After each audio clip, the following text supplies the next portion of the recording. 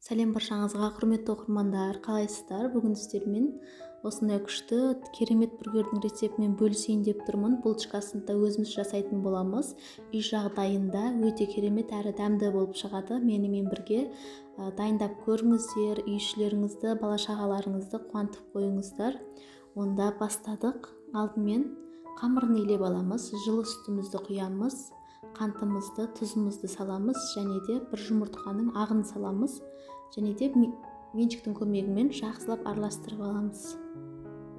Дрожжымызды салып жақсылап араластырып аламыз. Толық рецепт сіздерге описанияға жазып қалдыратын боламын, сол жақтан көрсеңіздер болады.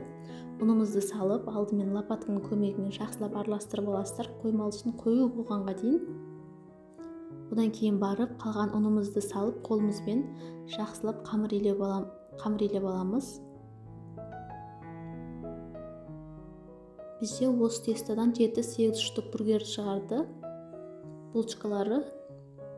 Енді осындай болған кезінде жаңағы бөлме температурасында еріп тұрған сармайымызды салып, қолымызбен жақсылап қамыр илеп аламыз. Суаламызға сармайымыз жақсылап сіңу керек.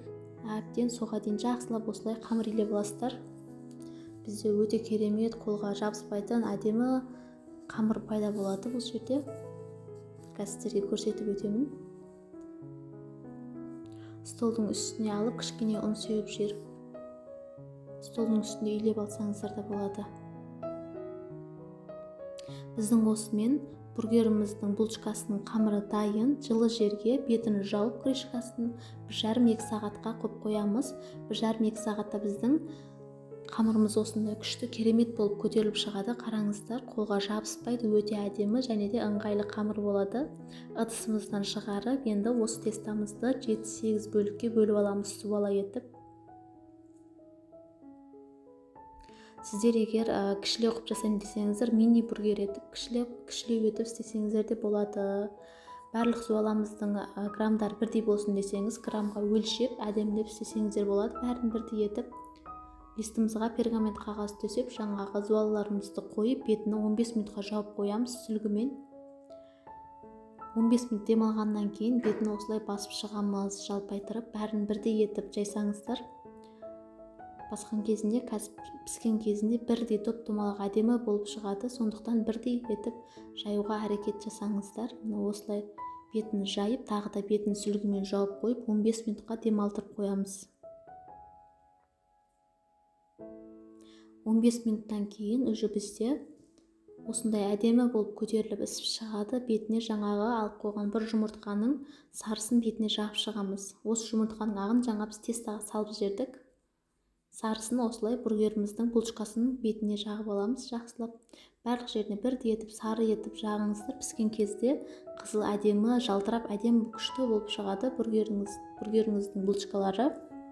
Енді үстіне сәндеп күнжіт сеуіп аласыздар, немесе сеппесеңіздер де болады. Өздеріңіздің қалауларыңызға қарай. Қызып тұрған духовкада 180 градуста жарты сағат пісіріп аламыз, 30-35 минутта. Міне бізде осындай керемет жұмсақ әрі үлпілдек, биік болып көтеріліп, осындай булочкаларымыз пісіп шығады. Қараңыздар, беттері, үстілері қандай жұмсақ, әдемі болып шыққан, іштері полностью толықтай піскен болады бізде. Ішіндегі бургеріміздің котлетіне қажетті заттар: фаршымызды саламыз, 2 штук пиязымызды блендерден шығарып, суынан сығып алып, кейін саламыз. Дәмдеріңізге қарай тұз, және де 2 тіс чеснокты майдалап салып жібересіздер. 2 ас қасық су құйып, жақсылап бір келкі болғанға дейін араластырып аласыздар. Жаңағы пиязымыз блендермен шығарған кезде бізде суланып кетеді, суынан сығып аласыздар. Енді осында жаңағы бургердің нандарыңыздың мөлшеріне қарай 6-7 штукқа бөліп осылай зуалар жасап аласыздар. Мұны жасап алдық. Енді тақтайымыздың үстіне пищевой пакет немесе салафан қойып, осылай котлеттеріміздің формасына, осылай бетіне пакеттің екі жағын жауып, формасын келтіріп аламыз, домалақ етіп.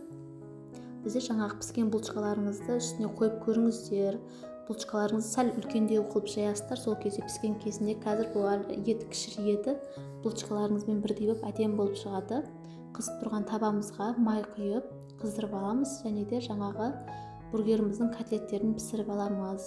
Менде бұл жерде жұқалау болды. Котлеттер сіздер өздеріңіздің қалауларыңызға қарай көптеу етіп, қалыңдау етіп істесеңіздер де болады. Екі жағын аударып, қызартырып пісіріп аламыз. Міне көрдіңіздер ме? Жаңағы айтып өткенімдей булочкамызбен бірдей болып, енді әдемі болып шығады. Екі жағын қызартырып, осындай сырымызды бетіне қойып, кішкене ерігенше күте тұрамыз.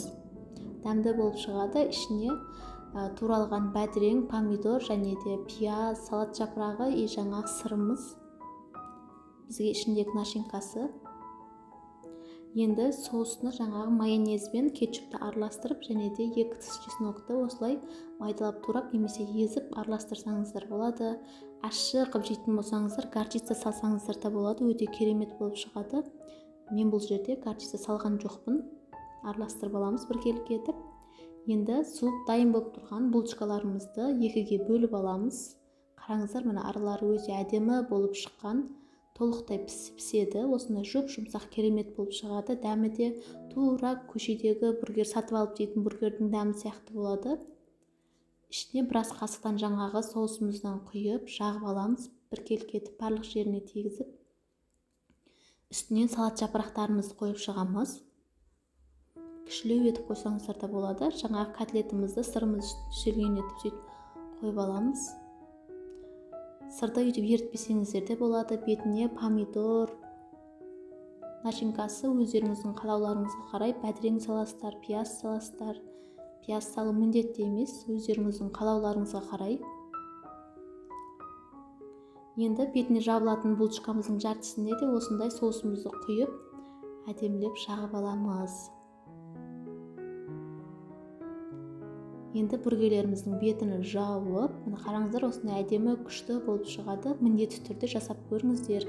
Мен үйде қызыма осылай кішілеу етіп істегенмін. Біреуіне балдарыңызға осылай кішілеу етіп істеп берсеңіздер қуанып қалады.